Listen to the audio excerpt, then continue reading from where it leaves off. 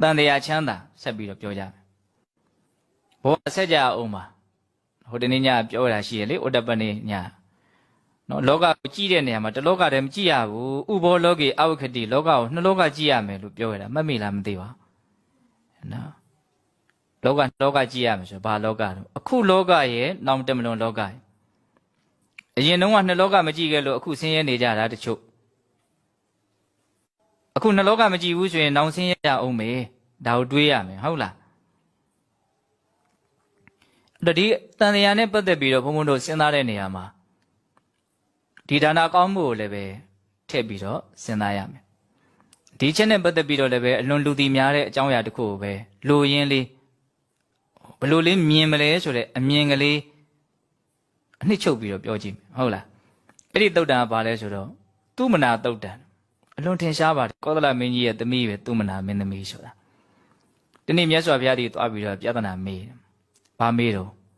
မြတ်စွာဘုရားတဲ့ဒါနကောင်းမှုပြုခဲ့တဲ့ပုဂ္ဂိုလ်နဲ့မပြုခဲ့တဲ့ပုဂ္ဂိုလ်ဟာရောက်ရဘဝတွေမှာသူတို့နှစ်ယောက်တူနိုင်မလားဆိုတဲ့မေးခွန်းတန်တရားမှာဒါနဟာဘလို့ချမ်းသာစေတယ်လဲဆိုတဲ့မေးခွန်းကိုဖြေတဲ့နေရာမှာဒီသုတ်တန်ပြောတာအရင်ကောင်းနော်ဒါနကောင်းမှုပြုခဲ့တဲ့ပုဂ္ဂိုလ်နဲ့ဒါနကောင်းမှုမပြုခဲ့တဲ့ပုဂ္ဂိုလ်ဟာအဖြစ်ရဘဝကျင်လည်ရတဲ့နေရာမှာတူနိုင်မလားလို့မေးခွန်းမေးတာဒီမေးခွန်းကအကြောင်းပဲမေးတာတော့မဟုတ်ဘူးနော်ကောသလမင်းကြီးရဲ့သားလေး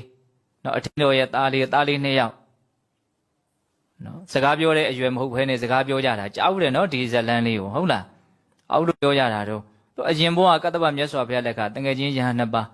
နောက်တစ်ပါးဒါနကောင်းမှုပြုတယ်တစ်ပါးဒါနကောင်းမှုမပြုဒါနကောင်းမှုပြုတဲ့ယဟန်ကဘာလို့နတ်ဖြစ်တယ်သိတဲ့အခါကျတော့ကောသလမင်းကြီးရဲ့သားလာဖြစ်တယ်ဒါနကောင်းမှုမပါတဲ့ယဟန်နတ်ဖြစ်တယ်သိတဲ့အခါကျတော့ထိန်းတော်ရဲ့သားလာဖြစ်တယ်အဲ့ဒီမှာချင်းချင်းပြောကြဆိုကြတာကိုသိတော့ကြားရတော့အဲ့ဒီသူမနာမင်းသမီးကမြတ်စွာဘုရားကိုလာလျှောက်တယ်နော်ဒါနကောင်းမှုပြုခဲ့တဲ့ပုဂ္ဂိုလ်နဲ့မပြုခဲ့တဲ့ပုဂ္ဂိုလ်ဖြစ်ရဘဝကျင်လည်ကြတဲ့နေရာမှာနော်တူနိုင်မလားအဲ့ဒါမြတ်စွာဘုရားမတူနိုင်ဘူးတဲ့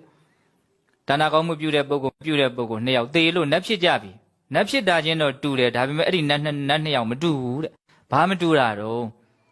အာယုဝဏဒုက္ခယတအာဓိပတိယအဲ့ဒီ၅မျိုးမှမတူဘူးတဲ့အာယုဆိုတာအသက်နော်နတ်ဖြစ်ပြီဆိုနတ်တို့ရဲ့အသက်ဝဏဆိုတာအဆင်းဒုက္ခဆိုတာချမ်းသာယတဆိုတာအချမ်းရံကြော်စောအာဓိပတိယဆိုတာဘာတော့အစိုးရနော်ဘယ်နှမျိုးတော့၅မျိုး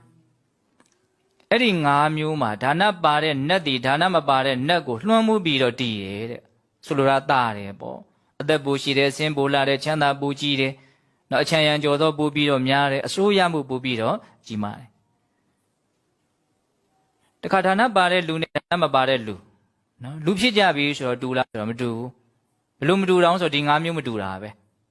နော်ဒါနပါတဲ့လူကဒါနမပါတဲ့လူတဲ့အသက်ပူရှိတဲ့ဟောလူတွေကနော်တီလာဟောတာအသက်ရှည်ကြောင်းလို့ပြောကြတာဒီမှာဒါကလည်းအသက်ရှည်ကြောင်းဆိုတာတွေ့ရတယ်နော်အာယုဝဏဒုက္ခယတအာဓိပတိယပါဠိစကားလုံးလေးတွေရင်းနှီးအောင်မှတ်တယ်ဟုတ်လားလူမှာဖြစ်တဲ့အသက်လူမှာဖြစ်တဲ့အဆင်းလူမှာဖြစ်တဲ့ချမ်းသာ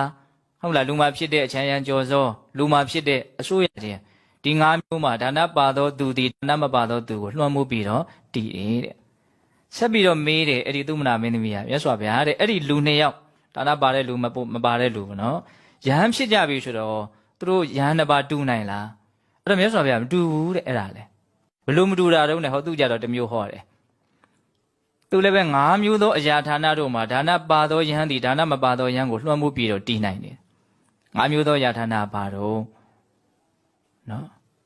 စွမ်းသင်္ကန်းကြောင်းဆေးပစ္စည်း၄ပါးဟုတ်လားအဲ့ဒါစွမ်းဖုံးပေးရမယ်ဆိုလို့ရှိရင်ပဲလှူတဲ့ပုဂ္ဂိုလ်တွေရဲ့တောင်းပန်ခြင်းကိုခံပြီးတော့ပဲဖုံးပေးရတာများတယ်တဲ့မတောင်းပန်မဲနဲ့အတောင်းပန်မခံဘဲနဲ့ဖုံးပေးရတာနေတယ်ဆိုတော့တပည့်တော်တို့ချီးမြှောက်သောအဖြစ်ဒီစွမ်းလေးကိုဖုံးပေးပါဖေ။သူများခါရတောင်းပန်ပြီးတော့ဆိုတော့လွယ်ကူကူချမ်းချမ်းသာသာဖုံးပေးရတယ်ပေါ့နော်အဲ့လိုပဲသင်္ကန်းဆိုရင်လည်းတောင်းပန်ခံရပြီးမှပဲဝေးရတယ်နောက်အကြောင်းဆိုရင်လည်းတောင်းပန်ခံပြီးတော့မှပဲနေရတယ်ဆေးဆိုရင်လည်းပဲတပည့်တော်ဆေးလေးသုံးဆောင်ပါဖေ။ဟောအဲ့လိုတောင်းပန်ပြီးတော့မှသုံးဆောင်ရတယ်ဒါတင်လားဆိုတော့မကဘူးတဲ့ဒီပိဋကတ်၄ပါးရဲ့ပတ်ဝန်းကျင်ရဲ့ချစ်ခင်မှုမြတ်နိုးမှုတန်ဖိုးထားမှုနဲ့ဆက်ဆံတာကိုခံရတယ်တဲ့နော်အများရဲ့မေတ္တာပေါ့နော်ဒီဒါနဓာတ်ကဖြစ်လျာဘဝမှာ ဒီဘဝတွေမကောက်နော်ခုနကတော့ပြစ္ဆုတ်ပံမှာလည်းဗာပြောတာအများချစ်ရဆိုတော့ရင်ရှိရတင်ထားတာဟုတ်လားအခုဒီမှာကျတော့ဘယ်လိုတွေ့အောင်တန်တရားမှာကိုပဲဘာလို့သူများချစ်ခင်မြတ်နိုးခြင်းဆိုတဲ့အကျိုးကျေးဇူးကိုရတာတော့ကံတရားတို့ရဲ့စမ်းကြယ်ပုံနော်ညနေရဘုံဘုံကဖျားပေါ်သွားရင်လည်းပေါ်မော့ကြည့်ဂျိုတွေကျယ်တွေကိုလည်းစိတ်ဝင်စားတော့မော့ကြည့်တော့အော်အဝေးကြီးပါလားကိုကလည်းဘာမှမဟုတ်ပါလားနော်ကဘာဂျိုလေးပေါ်မှာတကယ်သေးသေးပေါ့နော်အဝေးကြီးလောကကြီးကကျယ်လိုက်တာဖြစ်နေရတယ်လဲစမ်းကျယ်လိုက်တာနော်စမ်းကျယ်လိုက်တာကြည့်ပါဦးဘာတွေဘလို့တွေဖြစ်နေတော့ကိုကလည်းအဲ့ဒီဖြစ်နေတဲ့ဖြစ်ချင်းတရားတွေကကိုလည်းသဘာဝတရားတစ်ခုပေါ့နော်အဲ့ဒါနဲ့ပတ်သက်ပြီးတော့ရှောက်ပြီးတော့စိတ်ကတောင်စင်ရင်မရတွေးနေတယ်အဲ့ဒီအတွေးကိုလည်းပြန်ပြီးတော့မှတ်မိနေတယ်ပေါ့နော်